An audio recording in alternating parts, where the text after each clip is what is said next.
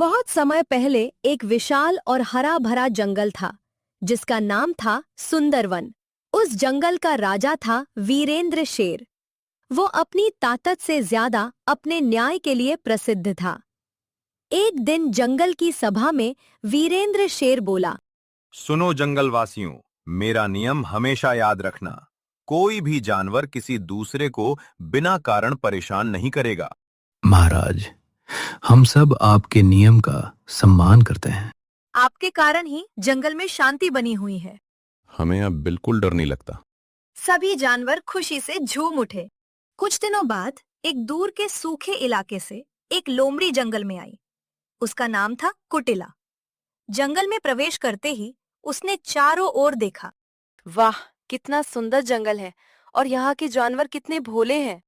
अगर मैं चालाकी से काम लूं तो बिना मेहनत के रोज भरपेट भोजन मिल सकता है। उसने तय कर लिया कि वह सीधे हमला नहीं करेगी। अगले दिन वह जानवरों से मीठी बातें करने लगी। नमस्ते दोस्तों, मैं बहुत दूर से आई हूँ। स्वागत है बहन। तुम यहाँ आराम से रह सकती हो। आप सब कितने अच्छे हो। लेकिन उसके चेहरे की मुस्कान के पीछे बुरे इरादे छिपे थे। रात हुई, सभी जानवर सो गए। कुटिला धीरे धीरे झाड़ियों से बाहर निकली।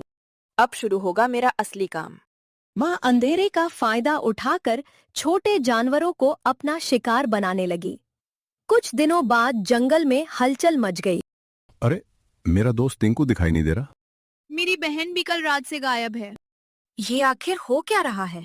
डर पूरे जंगल में फैल गया। राजा वीरेंद्र ने सभा बुलाई। जो भी इस रहस्य को सुलझाएगा उसे विशेष सम्मान मिलेगा। महाराज, हम सब कोशिश करेंगे। लेकिन किसी को कोई सुराग नहीं मिला।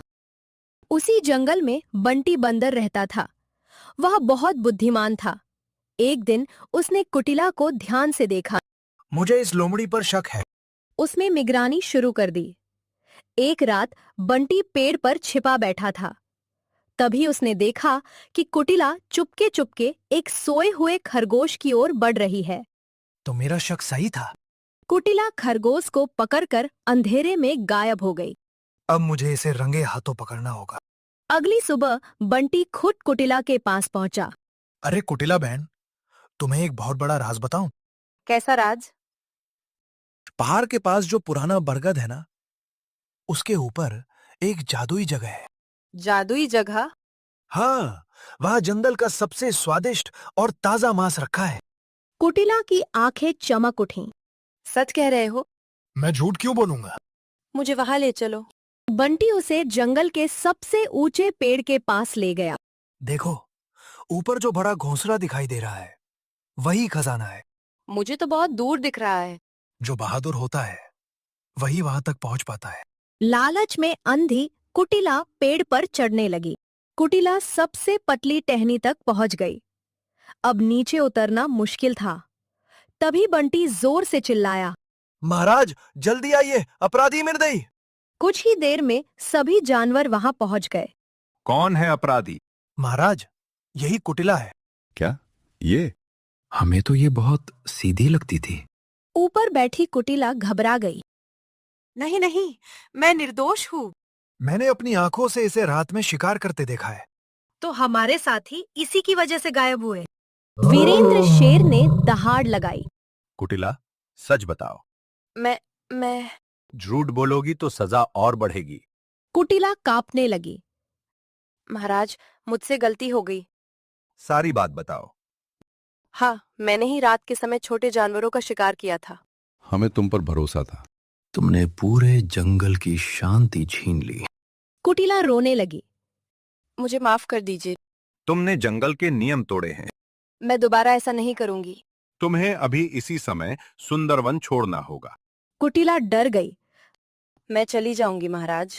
और याद रखना, दोबारा कभी इस जंगल की ओर मत आना। कुटिला तुरंत पेड़ से उतरी और दुम दबाकर भाग गई। उसके जाने के बाद सभी जानवर खुश हो गए। अब हमें डरने की जरूरत नहीं। हमारी शांति वापस आ गई। ये सब बंटी की बुद्धिमानी की वजह से हुआ है। बंटी, आज तुमने पूरे जंगल को बचाया है। मैंने केवल अपना कर्तव्य निभाया है महाराज। आज से तुम मेरे सबसे खास मित्र हो। सभी जानवर एक साथ बोले, बंटी बंदर की जय! बंटी बंदर की बंटी जय! बंदर की बंटी जय! बंदर की जय! जंगल फिर से खुशियों से भर गया। सभी जानवर पहले की तरह प्रेम और शांति से रहने लगे।